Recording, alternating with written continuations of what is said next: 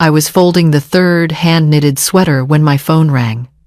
"Sarah, my daughter." "Hi, honey," I answered, tucking the phone between my shoulder and ear so I could keep working on the sleeve. I was just finishing up Emma's sweater. The cable knit pattern took longer than I thought, but, Mom. Her voice had that edge to it, that tone that meant she was about to say something I wouldn't like. "Marcus and I need to talk to you about Thanksgiving." My hands stilled on the soft wool. "Of course. What time should I come over?" "I was thinking of bringing the turkey early so I can get it in your oven by— Actually, we've decided to do something different this year." I set down the sweater, giving her my full attention. Through my kitchen window, I could see Mrs. Patterson next door hanging her autumn wreath. Normal. Everything still normal. Different how? We're doing an adults-only Thanksgiving this year. You know, wine pairings, sophisticated dishes. It's really not going to be appropriate for, well, for everyone. The silence stretched between us like pulled taffy. "I'm an adult, Sarah." She laughed. That light, dismissive laugh she'd picked up from Marcus. "You know what I mean, Mom. It's going to be very formal, very curated. Marcus has some important clients coming, and we really need to make the right impression. But I'm your mother." "Exactly, which is why I knew you'd understand. Maybe next year we can do something more casual, more traditional." Traditional. Like the 42 Thanksgivings I'd hosted for her. Like the recipe book I'd started when she was born, adding a new dish every year, writing notes in the margins about what she loved. Sarah asked for extra marshmallows on sweet potatoes, age 7. Sarah helped roll pie crust, age 12. First time, so proud. "Sarah, I've already started preparing. I've been working on the kids' sweaters since August. I have your grandmother's pie recipe ready. I've ordered the— That's actually another thing." Her voice softened, but not in a kind way, in a pitying way. "Your home cooking is wonderful, Mom, for what it is. But we've hired a professional caterer from Portland, someone who studied at Le Cordon Bleu. We really need everything to be— how do I put this— more sophisticated." I sat down at my kitchen table, the same table where Sarah had done her homework, where I'd taught her to knead bread, where we'd decorated cookies every holiday season for 20 years. "Not sophisticated enough," I repeated quietly. "Don't take it personally. It's just a different style than what you do. Your cooking is very comfort food, nostalgic. But Marcus's clients expect something more elevated." Emma's half-finished sweater sat on the table in front of me. 73 hours of work so far. Kelly green, her favorite color, with little turkeys embroidered around the collar because she'd always loved the Thanksgiving parade. "What about the kids? Can I at least see Emma and Jake?" "They'll be there, obviously. It's Thanksgiving. But like I said, it's a formal affair. Late dinner, adult conversation. You'd be bored." There it was, the real message underneath all the pretty words. "You're not sophisticated enough. Your food isn't good enough. You don't fit into the life we've built." "I understand," I heard myself say. "I knew you would. You're always so reasonable, Mom. Listen, I have to run. Marcus and I have a tasting with the caterer in 20 minutes. Love you." She hung up before I could respond. I sat there for a long time, holding the phone, looking at the sweater, at the photo album I'd been working on for 3 months. Sarah's Thanksgivings through the years, 42 photos, one for each year of her life. Each one labeled in my careful handwriting. Each one a memory of laughter and burned rolls and her chocolate-covered face at age 5. The doorbell rang. I wiped my eyes quickly and went to answer it. David stood on my porch, holding a bag of apples. "From my tree," he said with that gentle smile. "Thought you might want them for Thanksgiving pies. I remember you mentioning that was your specialty." David had moved in next door 6 months ago, widower, like me. Retired from teaching, like me. We'd fallen into an easy friendship over shared cups of coffee and gardening advice. "Come in," I said, my voice steadier than I felt. He took one look at my face and set the apples down. "What happened?" And somehow, I told him everything. About the phone call. About adults only. about my cooking not being sophisticated enough, about 3 months of preparation for a Thanksgiving I wasn't invited to. That's ridiculous, he said firmly. You're her mother. She's busy. Her life is different now. That big house, Marcus's career, the private schools for the kids. I picked up Emma's sweater. I don't fit into that picture anymore. So what are you going to do? I looked at him. At this kind man who'd lost his wife 2 years ago, who told me he spent last Thanksgiving eating a TV dinner alone, who'd mentioned, just last week, that the hardest part of the holidays was the silence. I don't know yet, I said slowly, but I'm not going to let all this preparation go to waste. The idea started forming then, small at first, then bigger, bolder. The next morning, I went to the community college, posted a notice on the bulletin board. Thanksgiving dinner for students who can't go home. Home-cooked traditional meal. Free. Limited spaces. I called the women's shelter. Asked if they had families who needed somewhere to go for Thanksgiving. I knocked on doors in my neighborhood.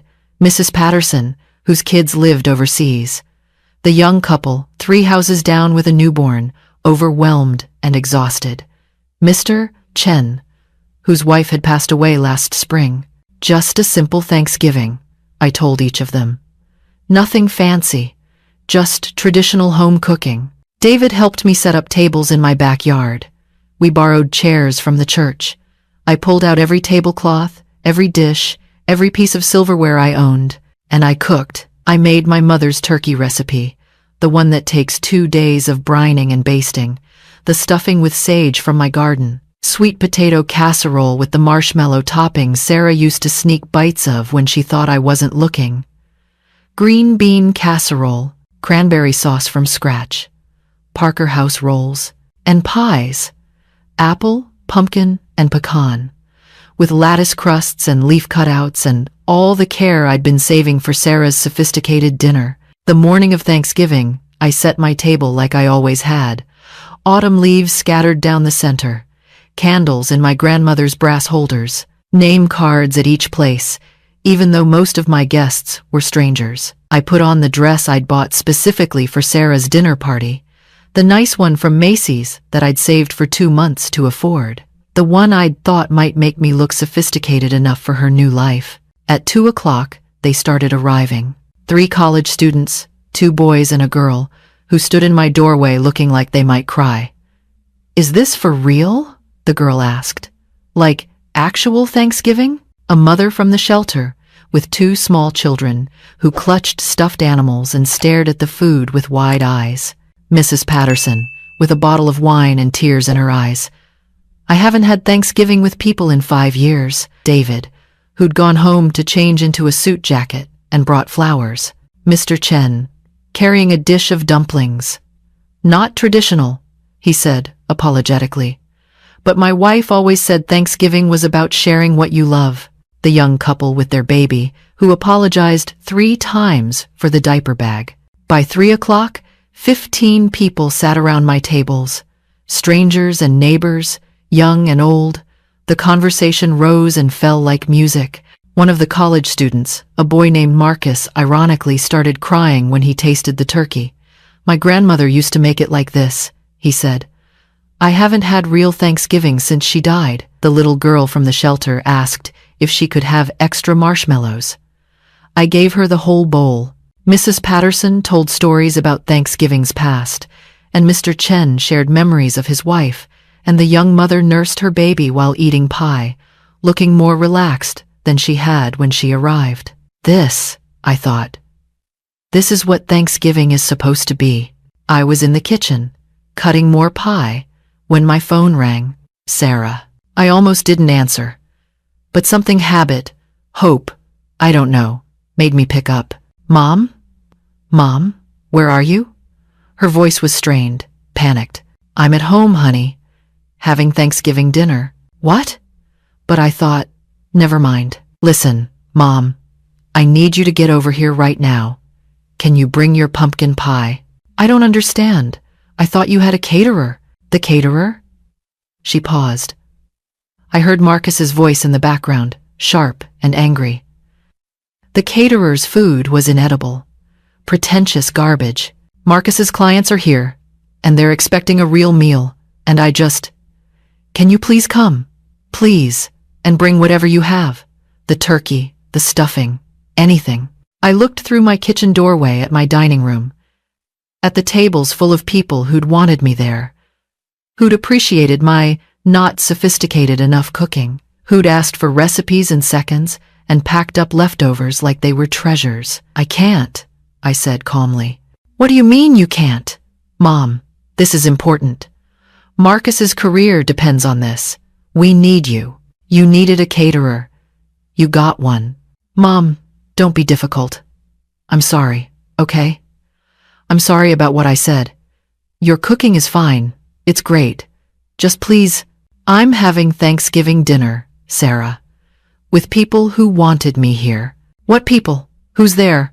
I turned my phone to show her the scene through video call. The tables full of people, the laughter, the half-empty dishes, the warmth. Her face filled the screen. She looked perfect, as always, hair styled, makeup flawless, wearing a designer dress that probably cost more than my car payment. She looked at my screen, at my guests, and her expression shifted. Confusion, then something that looked almost like hurt. Who are these people? My Thanksgiving guests. The ones who appreciated an invitation. Mom, this isn't funny. I need you to— No. The word came out stronger than I expected. No, Sarah. You made it very clear I'm not sophisticated enough for your life, that my cooking isn't good enough, that I don't fit. I didn't mean— You did mean it. And that's okay. You're entitled to want a different kind of life. But I'm entitled to spend my Thanksgiving with people who actually want me there. Marcus's voice in the background, loud. Is she serious right now? I have to go, I said. My guests need dessert. Mother, I ended the call. My hands were shaking. David appeared at my elbow, steadying me. You okay? I think so. I took a breath. Actually, yes. I'm okay. We served dessert. The college students argued good-naturedly about which pie was best. The shelter children got whipped cream, mustaches. Mrs. Patterson taught the young mother a lullaby her own mother had sung to her. My phone buzzed. Text messages, one after another. Sarah. This is unbelievable. Sarah. You're really going to embarrass me like this? Sarah. Fine. We'll figure it out ourselves. Then Marcus. We need to talk about your will and the college fund we discussed for the kids. I stared at that message for a long time. There it was. The real reason they kept me around. Financial backup, emergency grandmother services, the bank of mom. I blocked both numbers. Grandma? A small voice.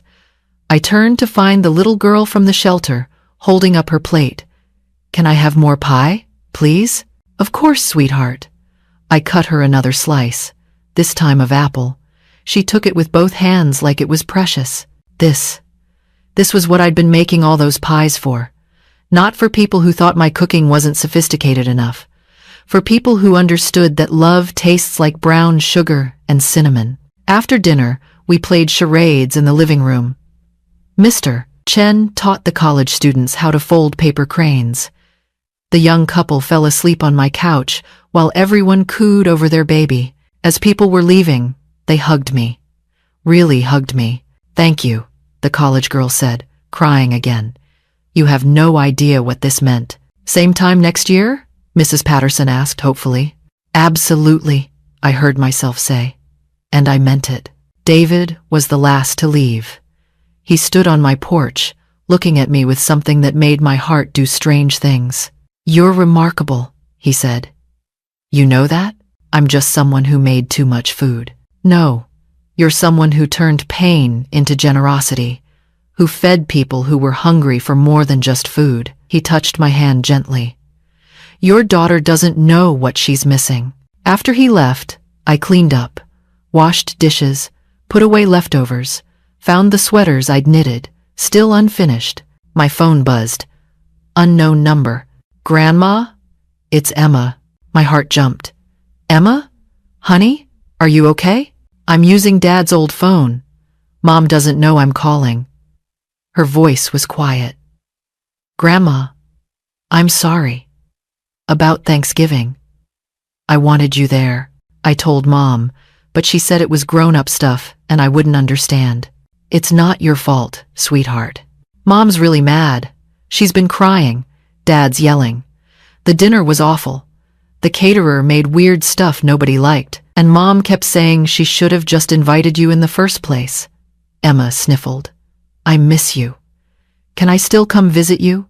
Just me? I looked at the half-finished green sweater with turkey embroidery. Always, I said. My door is always open for you and Jake. Always.